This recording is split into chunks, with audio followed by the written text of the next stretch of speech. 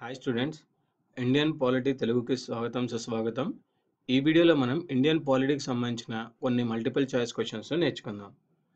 First, భారత ఉపరాష్ట్రపతిని తొలగించే తీర్మానాన్ని ఏ సభలో ప్రవేశపెడతారు? భారత ఉపరాష్ట్రపతిని తొలగించే తీర్మానాన్ని ఏ సభలో ప్రవేశపెడతారు? రాజ్యసభలో మాత్రమే ప్రవేశపెడతారండి. కింద పేర్కొన్న ఏ రాజ్యాంగ సవరణ కేంద్రం రాష్ట్రాల్లో మంత్రిమండలి సభ్యుల సంఖ్య లోక్సభ, శాసనసభ సభ్యుల సంఖ్యలో 15% మించరాదని పేర్కొంటుంది? కింద పేర్కొన్న ఏ రాజ్యాంగ సవరణ కేంద్రం రాష్ట్రాల్లో మంత్రిమండలి సభ్యుల సంఖ్య లోక్సభ, శాసనసభ సభ్యుల సంఖ్యలో 15% మించరాదని పేర్కొంటుంది? 91వ సవరణ. నెక్స్ట్,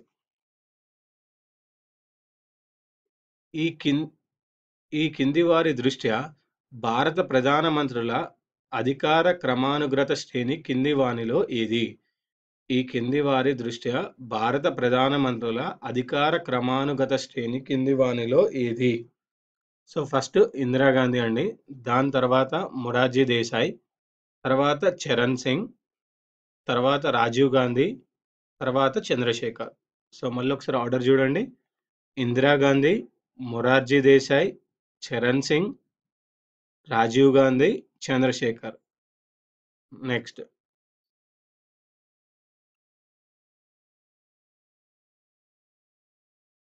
కింది వాటిని జతపరచండి.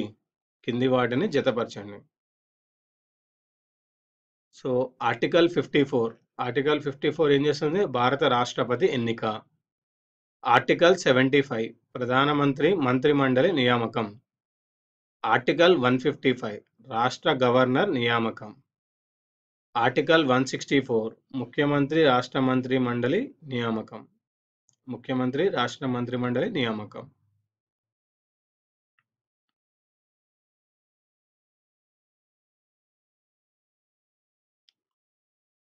ఎటువంటి సవరణలు చేయకుండా కేంద్ర కేబినెట్ తిప్పి పంపిన ఎన్నికల సంస్కరణ ఆర్డినెన్స్కు ఏ ఆర్టికల్ ప్రకారం 2002లో రాష్ట్రపతి ఆమోదం తెలిపారు? ఎటువంటి సవరణలు చేయకుండా కేంద్ర కేబినెట్ తిప్పి పంపిన ఎన్నికల సంస్కరణ ఆర్డినెన్స్కు ఏ ఆర్టికల్ ప్రకారం 2002లో రాష్ట్రపతి ఆమోదం తెలిపారు? ఆర్టికల్ 123.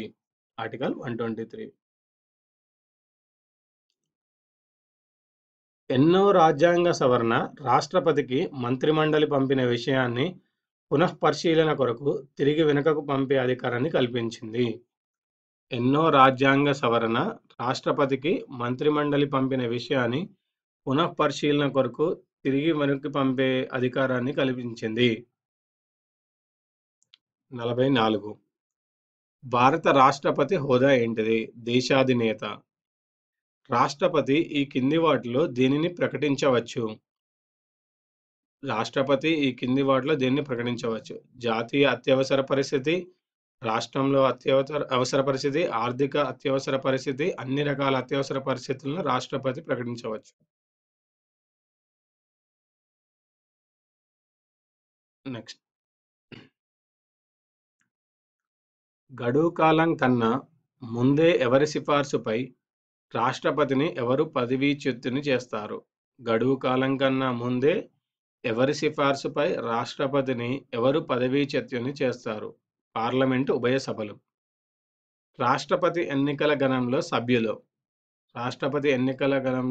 ఎవరు? అన్ని రాష్ట్రాల ఎన్నికైన విధానసభల సభ్యులు, పార్లమెంట్ 2 సభలలో ఎన్నికైన సభ్యులు, ఢిల్లీ, పాండిచేరి సభ్యులు, పైవన్నీ. అన్ని రాష్ట్రాల ఎన్నికైన విధానసభల సభ్యులు, పార్లమెంట్ 2 సభలలో ఎన్నికైన సభ్యులు, ఢిల్లీ, పాండిచేరి శాసన సభ్యులు, పైవన్నీ. ఆన్సర్ పైవన్నీ అండి. నెక్స్ట్, ఏ ప్రకరణ భారత రాష్ట్రపతి ప్రధానమంత్రి మధ్య గల సంబంధాలని తెలియజేస్తుంది? ఏ ప్రకరణ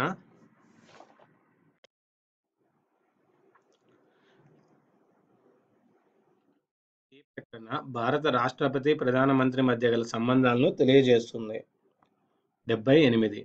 రాష్ట్రపతి ఆర్డినెన్స్ను ఎప్పుడు జారీ చేస్తారు? రాష్ట్రపతి ఆర్డినెన్స్ ఎప్పుడు జారీ చేస్తారండి? పార్లమెంటు సమావేశంలో లేనప్పుడు ఏదైనా అత్యవసరం విషయం మీద రాష్ట్రపతి ఆర్డినెన్స్‌ని జారీ చేస్తారు.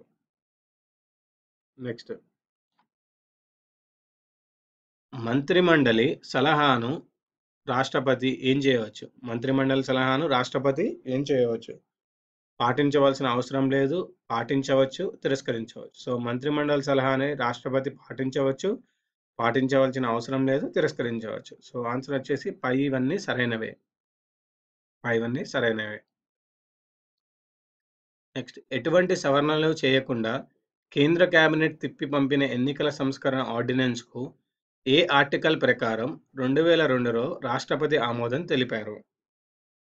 ఎటువంటి సవరణలు చేయకుండా కేంద్ర కేబినెట్ తిప్పి పంపిన ఎన్నికల సంస్కరణ ఆర్డినెన్స్‌కు ఏ ఆర్టికల్ ప్రకారం 2002లో రాష్ట్రపతి ఆమోదం తెలిపారు?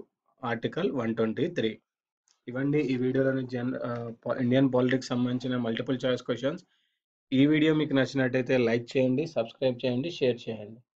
వచ్చే వీడియోలో మరికొన్ని మల్టిపుల్ చాయిస్ క్వెషన్స్